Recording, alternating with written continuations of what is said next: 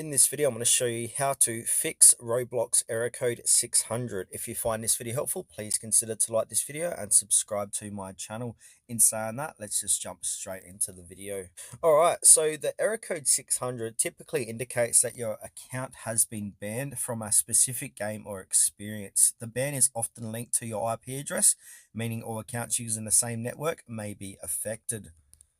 To address this issue on your Android or mobile device, what we can do is first clear the Roblox app cache. So to do this, go ahead and click and hold down your Roblox game, click on the eye to get in the app info, then navigate lower and look for storage, and then you want to go ahead and clear data, and then clear cache as well, and then go back, re-log into Roblox to see if that has fixed your issue. The second method is to switch to a different network. So if you're using Roblox on a Wi-Fi network, consider turning off your Wi-Fi and using your mobile data instead to see if the ban is network specific. Fix number 3 is to reach out to the game's creator or customer support. So yeah, reaching out to them for insights or potential resolutions and helping you to